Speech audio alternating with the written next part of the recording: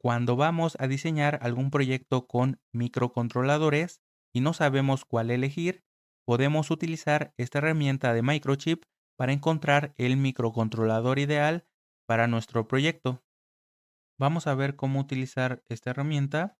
Inicialmente nos muestra la familia, que por ejemplo voy a elegir un microcontrolador de 8 bits. Esperamos a que se actualice la lista y aquí tengo los microcontroladores de 8 bits. Después, por ejemplo, le puedo elegir el tipo de CPU, que en este caso voy a elegir que sea un microcontrolador PIC. Esperamos a que se actualice la lista y aquí están los microcontroladores PIC de 8 bits. Vamos a elegir el voltaje, por ejemplo, mínimo quiero que sea de 3.3 volts y máximo quiero que sea de 5.5 volts. Y aquí ya tengo los microcontroladores que cumplen esa característica. Después voy a elegir, por ejemplo, cuántos pines quiero que tenga el microcontrolador. Voy a elegir que mínimo sea de 28 pines y máximo quiero que sea de 40 pines. Muy bien, hasta aquí ya tengo todos estos microcontroladores. Por ejemplo, voy a elegir este, le doy clic y aquí tengo las especificaciones de ese microcontrolador. Muy bien, puedo ir viendo qué características tienen los microcontroladores que me está mostrando. Vamos a seguir. Tenemos cuántos pines de entrada y o salida digital queremos. Lo voy a dejar así. Tenemos la memoria. Podemos elegir el rango de memoria que necesitamos para el microcontrolador. Igualmente aquí. Y de este lado tenemos otros parámetros que son de todos los microcontroladores que existen. Por ejemplo, vamos a bajar y tenemos los periféricos analógicos. Por ejemplo, le podemos elegir cuántos pines analógicos queremos.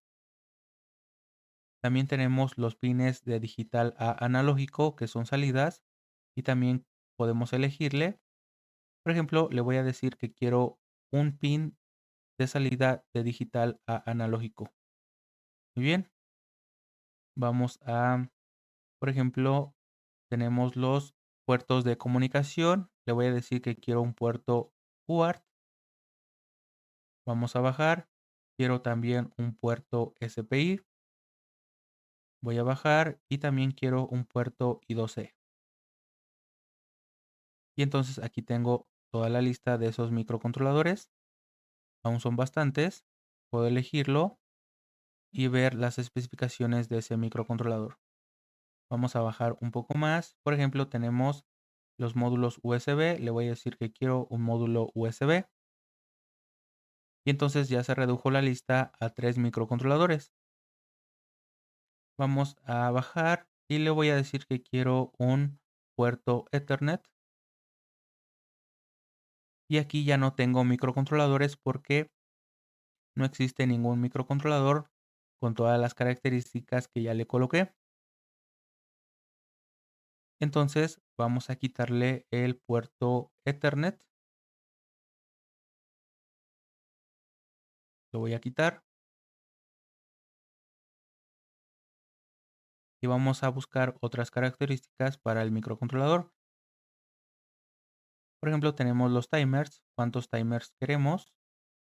De 8 bits, 16 bits y de 32 bits. Lo voy a dejar así.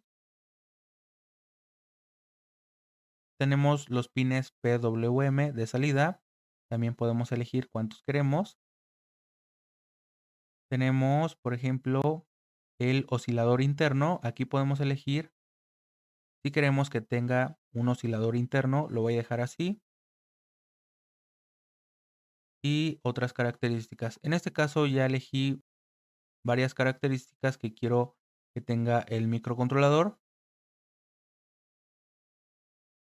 Entonces ya tengo 3 ejemplos. Vamos a ver las características y las diferencias entre estos 3.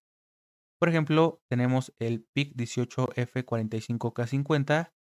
Nos dice que es un microcontrolador de 8 bits.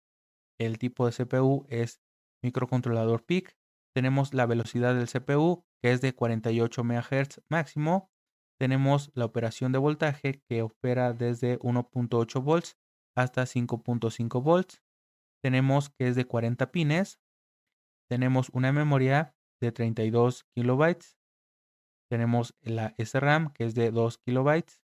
Tenemos memoria EPROM, que es de 256 bytes.